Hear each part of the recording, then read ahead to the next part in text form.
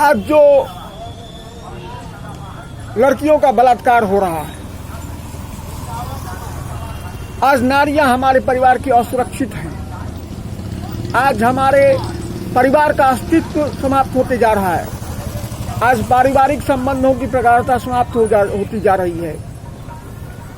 जिन परिवारों में लोग कभी डिवोर्स होने की कल्पना भी नहीं करते थे, उन परिवारों में धड़ल्ले से डिवोर्स हो जा रहा है। बच्चों के संस्कार खराब हो गए हैं। इसके पीछे कौन जिम्मेवार है? इसके लिए कौन जिम्मेवार है? इसके लिए हमारे ख्याल से जिम्मेवार वो तत्व हैं जो हमारी परंपरा और संस्कृति को नष्ट करते हैं। और दुर्भाग्य से हमारे देश का जो अधिकांश है, बहुमत, वो हमारे परंपरा और संस्कृति का विनाश करने में अभिरुचि रखता है। कोई बेस्या भी नहीं चाहती कि उसके परिवार की लड़की बिगड़ जाए, लेकिन देश का बहुमत महिला आरक्षण का समर्थन करता है, वो संस्कृति का विनाश करता है।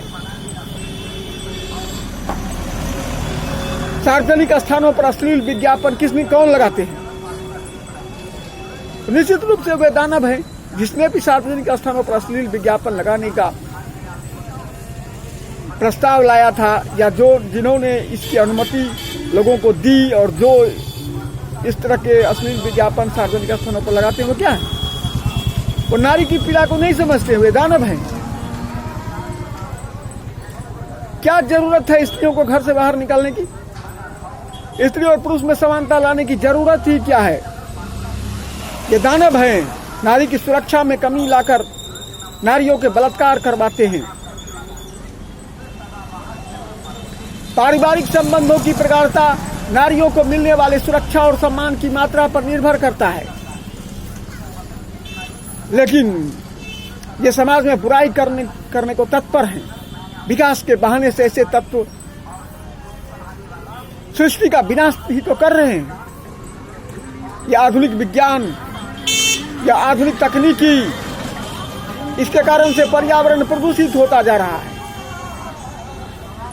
कोई भी ऐसा मशीन नहीं है जिसका एफिशिएंसी 100% हो। तो ऐसा मशीन क्यों बनाते हैं जिसके कारण पॉल्यूशन हो रहा है? ऐसा मशीन बनाना ही नहीं चाहिए।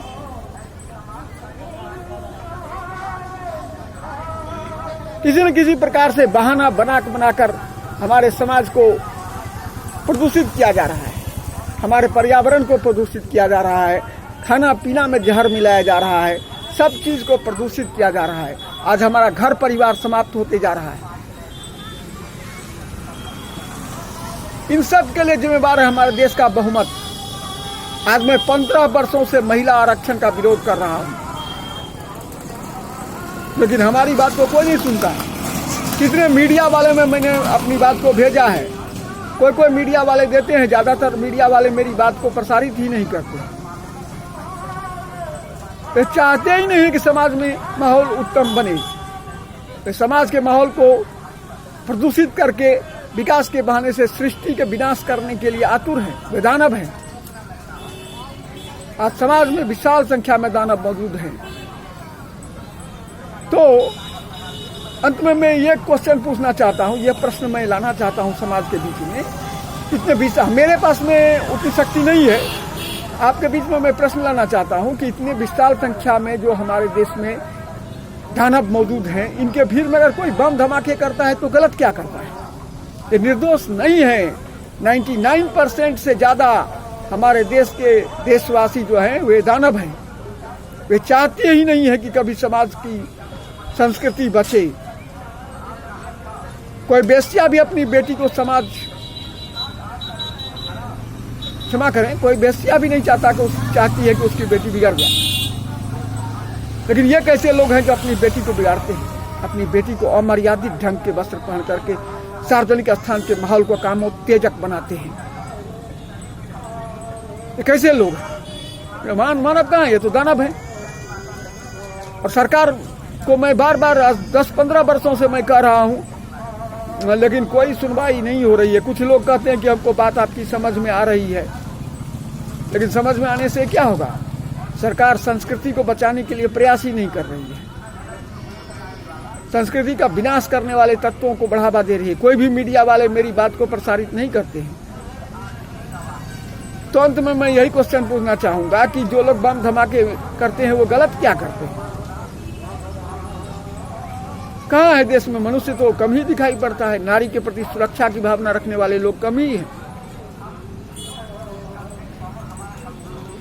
विकास के लिए जो लोग नारियों को असुरक्षित बनाने की बात करते हैं, क्या वे मानव हैं?